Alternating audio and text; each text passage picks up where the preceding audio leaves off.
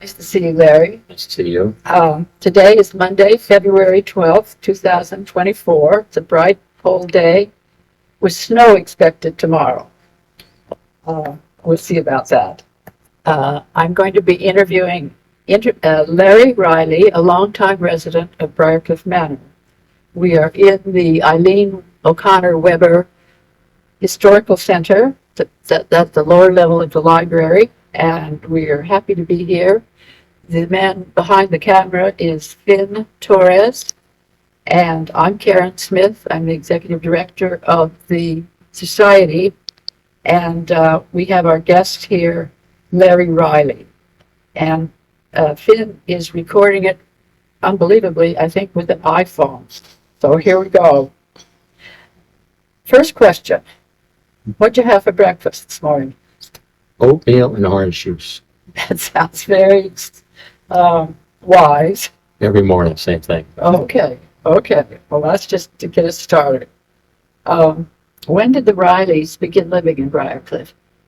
We think my grandfather came here from Ireland in the late 1800s, somewhere 1890 somewhere. So we don't know the exact date, but he came over here with a bunch of his brothers. So they all went in different directions. They came right here. He came right here, but some of them were in the city. There was another brother who was apparently living in Austin, was killed over there at a very young age. Got hit with a tree. And he's buried in St. Nicholas Cemetery. He was killed here? In Austin. Oh, in Austin. He was working on a tree to do something and he got hit with a tree and he's buried in St. Nicholas Cemetery. So we're looking for the grave now. At which cemetery did you St. Nicholas Cemetery. Okay. There was a bunch. They all came over from Ireland together, and just Where in Ireland? I forget the name. It's okay. You know, Glasgow or Donegal or Yeah, Longford. Longford. Yeah. Oh, thank you. Okay. Well, and so that's, you said about 1890. Yeah. And that was when the law empire began. Yeah. Here. Had they known about this place and as being? I don't know what prompted him to Good come place. here. He came here. He was a carpenter by trade apparently, but he went to work for the water department here, and he spent 40 years in the water department. We have another relative, Patrick Manahan, who was the first head of DPW, and his son Irving eventually became head of DPW. So we're all related somewhere along the line. Yeah. So, but the name is Irving Manahan. My middle name is Irving, and come to find out when they came over on the boat, it should have been Irwin. The family was Irwin family. Oh. So I got the wrong name. So, No. What are you gonna do? I live with it. So, Yeah. but that's the story from them. Okay. Early. So where were you born? Northern Westchester Hospital. Okay. Yeah, my father was born on North State Road, probably in the house. Okay. I grew up in Okay. the house there that him, my father, and his father built 132 North State Road. So that's where I grew up. 130? 132 North State Road. 132 North State Road. Yeah. Okay. We'll run that down. Yeah. Yeah. That's it. So you haven't always lived at 73 No. Larch Road? Grew up in 132. We got married. We bought the house on Larch Road. Uh-huh. Much to my father's dismay. Oh, well, moms and dads lose their say. Yeah, they owned a four-family house on North State Road in Stafford Street. That four-family house, they owned that house, and he wanted me to live in the house so I could maintain it for him, which I did anyway. You could make what? Maintain the house. Oh, yes. So when I told him we were buying a house on Larch Road, he got a little upset, but we went anyway. So Yeah. I still maintain the house. That isn't very far away, North No, State Road no. and Larch Road. So there was you and your father and mother. And I have three older sisters and a younger brother. Okay. My younger brother's Timmy, and I have three older sisters, Ellen, who lives in Colorado now, Kathy, who lives in Peekskill, and Eileen, who lived in Austin until she passed away at a very early age. Awesome. But she had Well, four lots kids. of Rileys. Yeah, yeah, That's nice. yeah. Well, you've been in your house as long as I've been in mine, I think. We've been there 41 years this year. It'll be 42 years in August. You moved in when? 82. Beat you. Oh, you beat? So I'm the newcomer. 73, Oh, okay. next to Bill Sharman, Yep. all that time. Yeah. And Audrey. Well, Audrey, The girl. Yeah, and I just remodeled their house for them, for the new people. Yes, Mangan. Names, yeah. It's a small world we live in here, Sure is. and I love it. Yeah. I mean, you don't live here this long if you're not happy.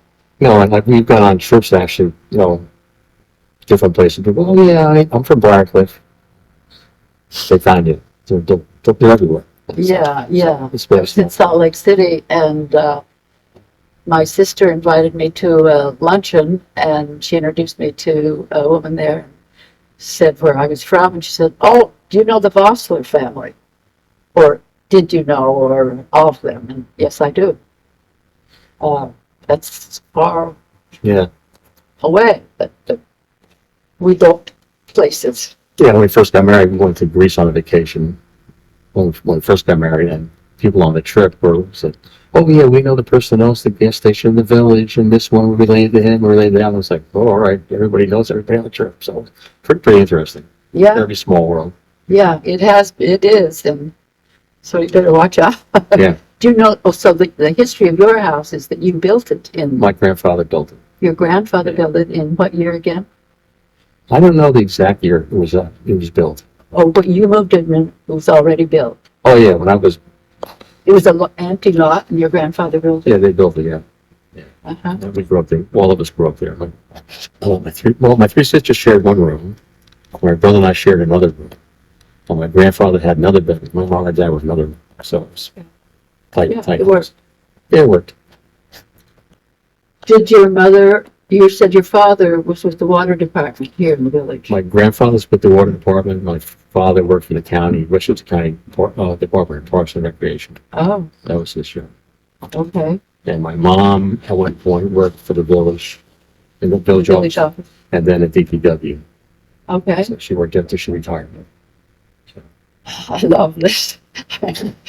It's a closely knit place we live, and bless it. And your family has had a long history with the Briarcliff Manor Fire Department. Yes, we did. My grandfather was a member. My father was a member. He was a charter member of the ladder company. I was a chief. My brother was a fire chief, and my son was a fire chief. So it's 4 generations. You have, I have here 30 years at the helm of the Briarcliff Manor Fire Department, deputy chiefs. Yeah, yeah, At least that's what I took from the Yeah. article from Yeah. the, well, you really are. yes, yes. Yeah, 30 years as president deputy chiefs. I've also been commander of the American Legion for 30 years, Yes, and I've been in that Legion post for 50 years too. we'll have to get all this down. I'll transcribe this. Yeah. Afterwards, type it, and you can help if Plans of wasn't picked up by the phone. Okay, well, I know you've been busy with the fire department. Was there any time to do any other work or play? I ran my own business, plumbing and heating business, for 40 years in town, in the county, all over the county. Yeah, So that was my business. with the blue van, right? Yeah, you know that. How's that? The blue van, I had a blue van, then I had a red van, then I had a white van, and then a green pickup truck, and then ended up with a blue van. So that was it. Well, I saw you often, and you probably did lots of jobs with Bill. Yeah, lunch jobs in neighborhood, did all over. Yeah, because I remember your van being there to Yeah, check on this. Or, I've been checking on him. oh, well, me too. Yeah. In fact, that's how I commuted to the city after, first, after Robbie started school, then I began commuting to the city for work. And then there were times when I wasn't, and the society was begun in '74, this is going to be our 50th anniversary year. And I'm a charter member because of Bill. And he would, I don't know, have some little job for me to do, and happy. Yeah, And that's a good guy. yeah, oh, and Audrey too. Yeah.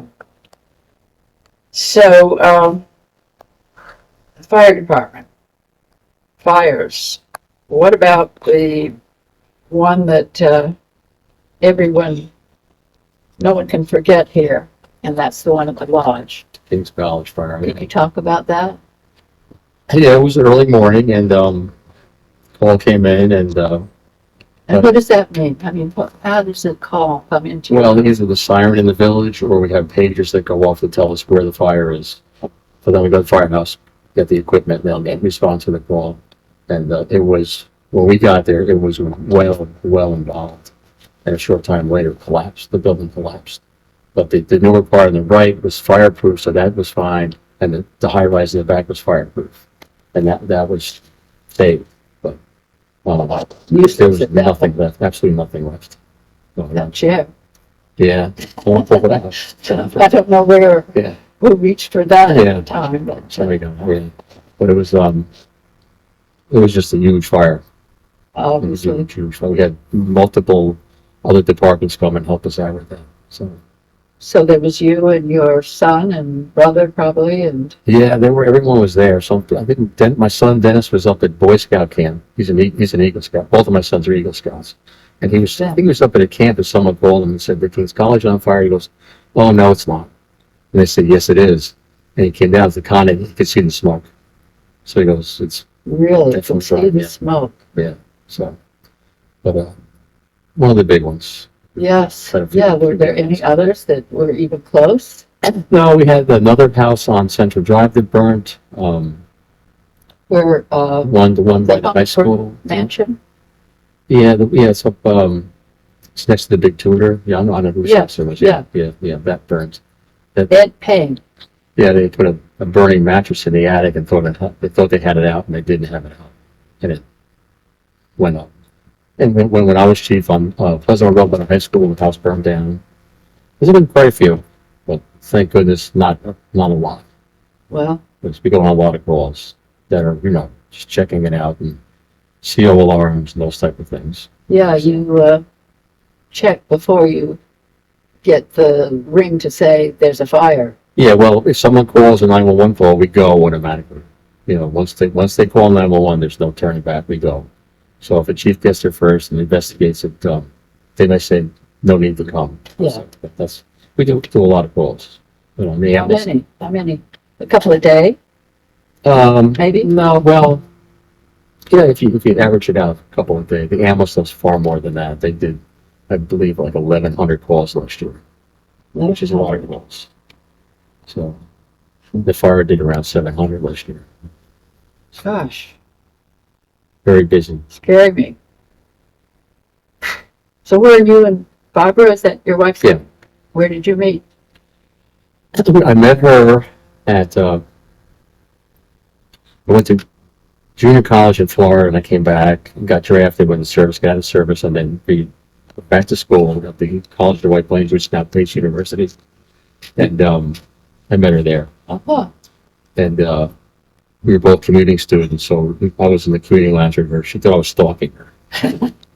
well, We went out, and actually our first date was a fire department dinner dance at Pleasantville Country Club.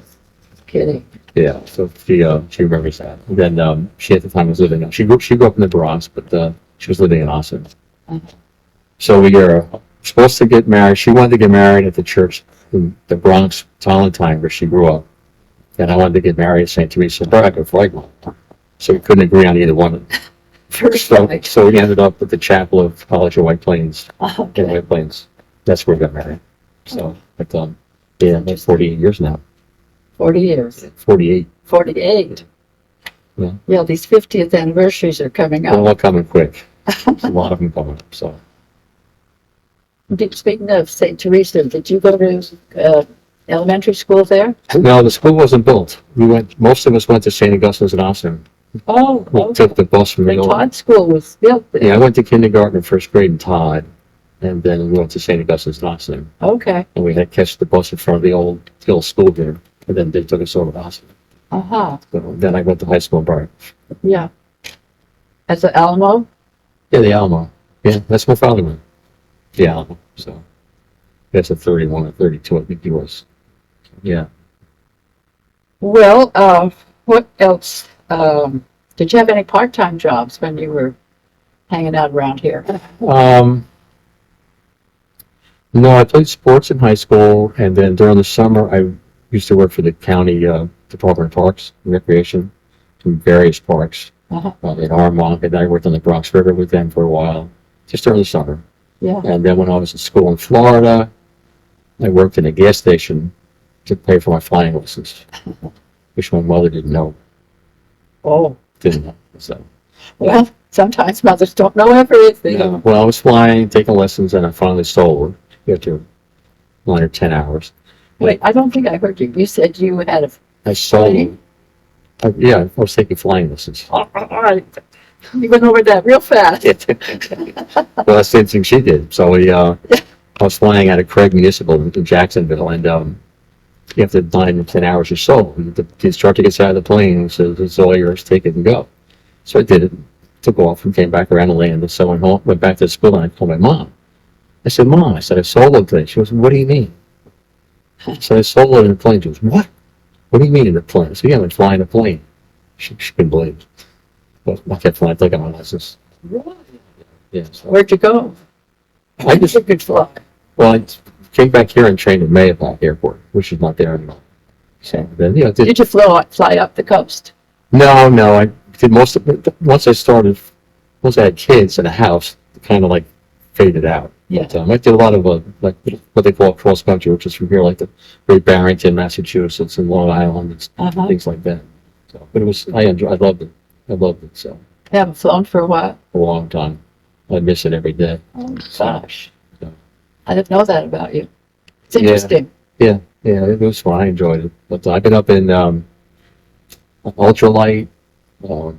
I've been up in the state police helicopter from here when we had a show down here, and the medical helicopter I've been up in, and I want to go up in a hot air balloon. Okay, I was holding you back. That's my next.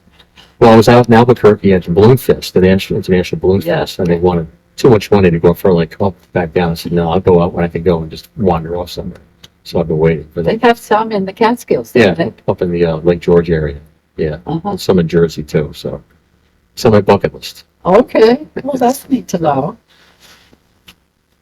Well, this is kind of this question is, was there a time when you thought things changed in Briarcliff? Or are we always thinking, boy, this is pretty much beautiful and the same? It's still great. Things have changed a bit. I noticed in the fire department, we're not getting the volunteers anymore. You know, the people are just too busy working, and, you know, they come into the city and they leave early in the morning, go home late at night. And, you know, we don't get the volunteers anymore, which is kind of disappointing to me. Now, I'm 72, and I'm still making call after call after call, because I feel, when I come home and the fire whistle blows, I feel guilty if I don't go. So I run out. And now all I do is drive. But Uh, I'm not going to carry hose and go into a building anymore. No, But that's disappointing to me. But yeah. it is what it is. Well, I know about what you say, the village, there aren't as many people that are at home. Yeah.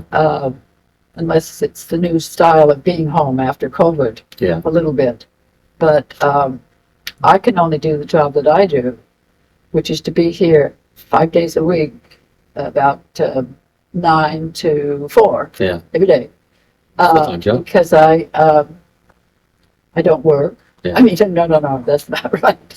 Well, But I don't yeah. have any children. Yeah. I don't have any grandchildren. Yeah. And so I just am thrilled to have this work. Yeah. I mean, even our neighborhood on Larch Road, there used to be a lot of blue collar workers. Uh-huh. So firemen, policemen, tradesmen, and they're not there anymore. Yeah, You know, people are getting their grass cut, they have nannies, it's much different. yeah, that's right. And even where I grew up on North State Road, it's the same thing, all blue collar workers.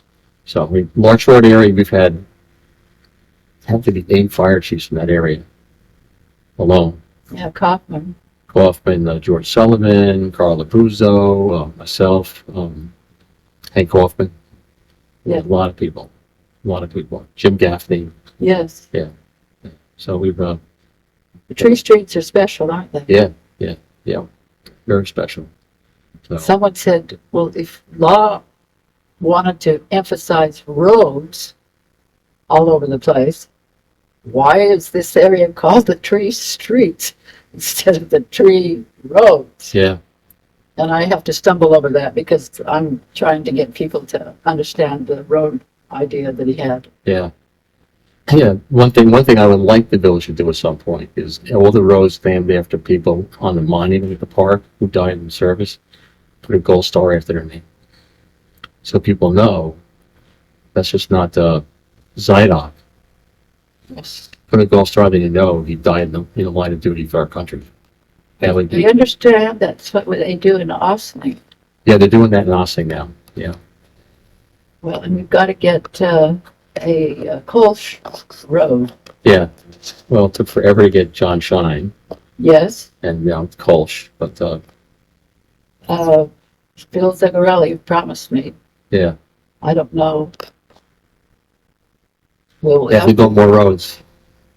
yeah, well, don't you think there will be? Well, there won't be a lot, Yeah, so we need to make the point. yeah. Yeah, but I like the idea of the star, gold Yeah. star, adding that. This way people know, hey, that road is named Lane, that road's named after someone who died for our country. I Absolutely. think that'd be a great honor. So, this is my personal feeling. Well, and I thank you again for understanding my intransigence about Kolsch, Yeah, but I'm really happy and I was really pleased when you said you'd been to Hawaii and were surprised by how notable his name was in Hawaii in the yeah, helicopter area yeah. of the military. Yeah, I was on the TV show and they were doing helicopters and there was his name right on the side of the helicopter. I said, I know his name. Yeah. So that was pretty neat. Yeah, So yeah. So we're, there was a ship named after him, I believe. yes. Yeah. Yeah. Well, we have a rock and a plaque. Yeah. Out in the village, which I'm happy and almost escort people out if they're leaving to walk over there and see that. Yeah, and that's his flag up there. Yes, yes, the prisoner of war. Yeah, the PO, no, the Yep, Medal of Honor. that's right.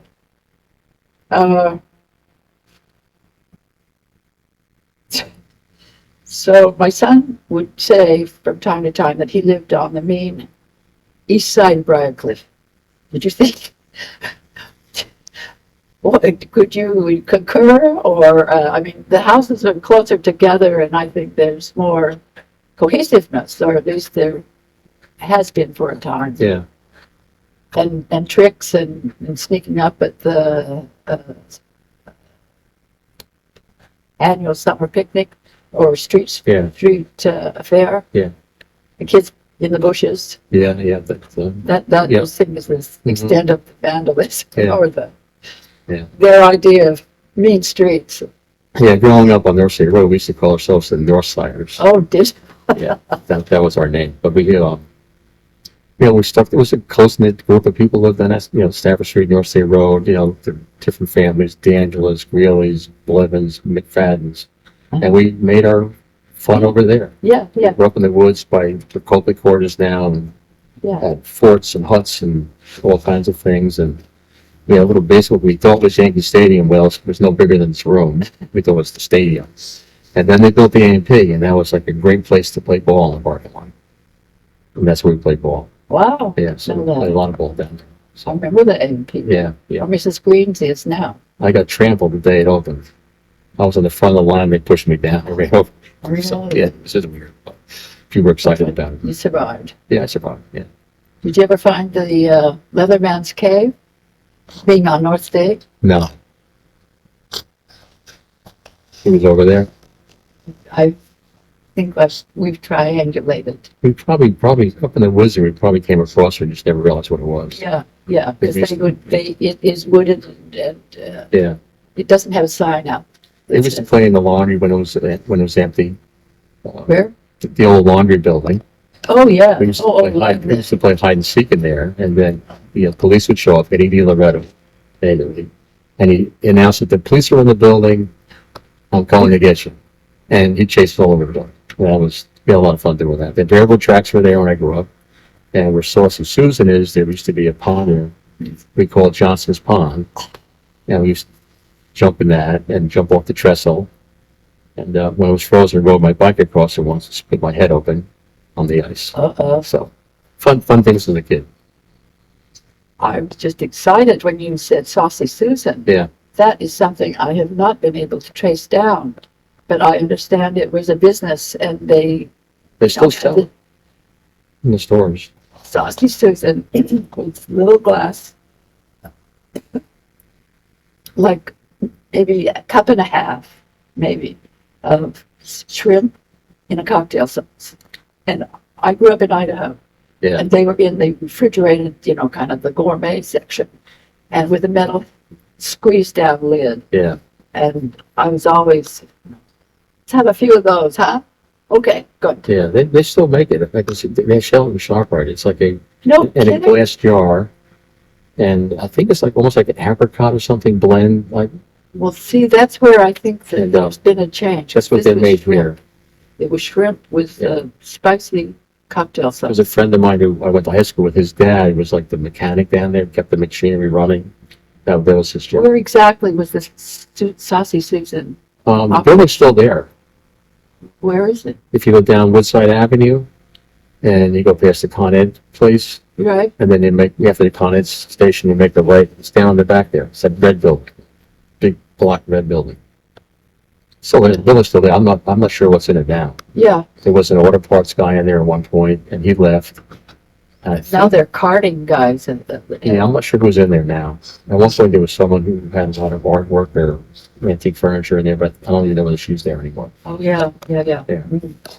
Well, very nice to know. Thank you. Yep.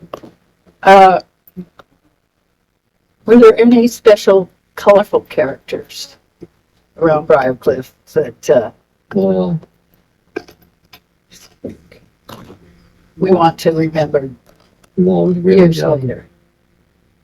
not really colorful characters. We had a few guys in the fire department that were a little colorful, but that was them. Okay. Okay.